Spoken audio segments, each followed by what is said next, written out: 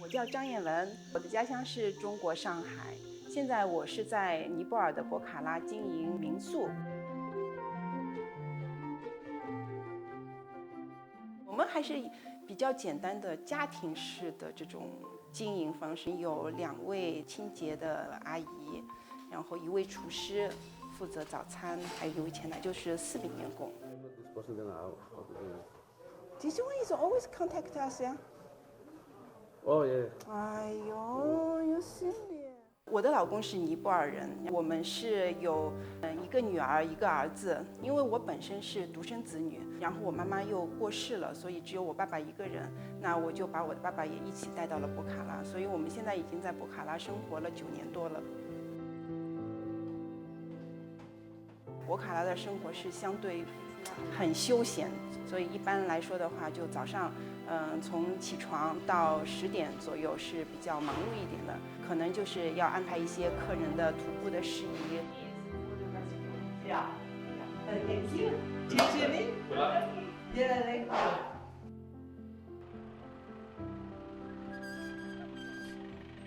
拜拜。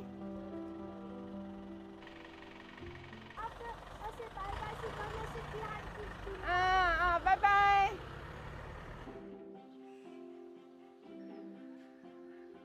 博卡拉是尼泊尔的第2大城市，近年也是说是尼泊尔的旅游之都。对于徒步爱好者，这里是徒步者天堂。为什么这么说？因为它整个线路都很成熟。我们这边主要是安纳普纳的保护区，包括那个布恩山的小环线、安纳普纳大环线，是安纳普纳那个大本营，然后还有马迪希玛，就是说你在整条线路上可以体验到不同的景色。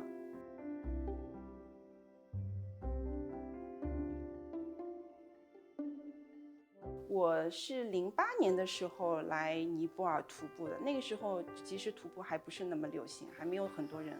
我当时就1个人去徒步了，当时的向导就是我老公。然后那个时候呢，其实也没有想到说以后会有这么样一个结果，只是觉得这个小伙子挺可爱的。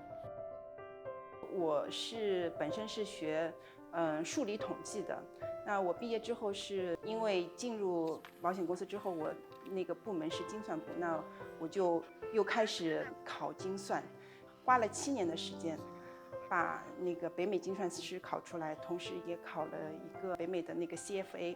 在上海生活过的人都知道，上海就是给你压力很大，就是不是说我一定要去奋斗，但是我就算不奋斗，所有的力量也是推着你要往前的。所以我一有空闲的时候，我就会出去玩，去徒步，去其他国家，去看一下，就是说大好的河山。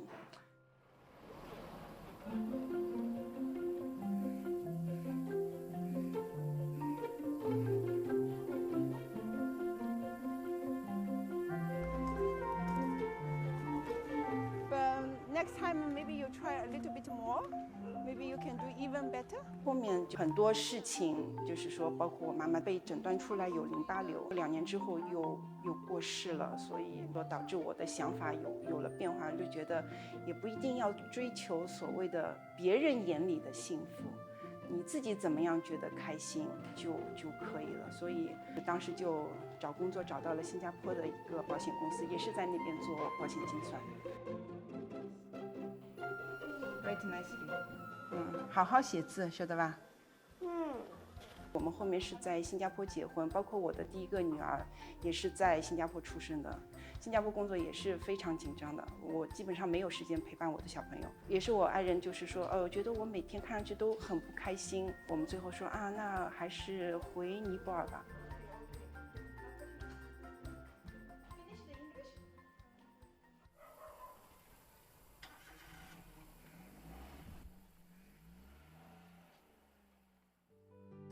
因为上海我们当时是，在手头上呢还有2套房，一套是小的房子，是出租的，一套是大房子是自己住的，所以当时是我爸爸还在上海，然后他就把那套房子给卖掉了，然后我们就在这边投资了，这个民宿。当时是3层半的那个建筑，然后我们又加了1层半，所以我们现在是4层半。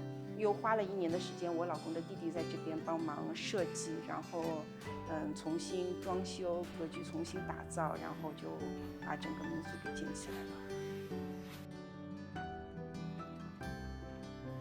我希望我们这个民宿能成为一个小驿站，让来博卡拉的游客能够感受到我们一家人对生活的热爱，能够感受到我们中国人的热情。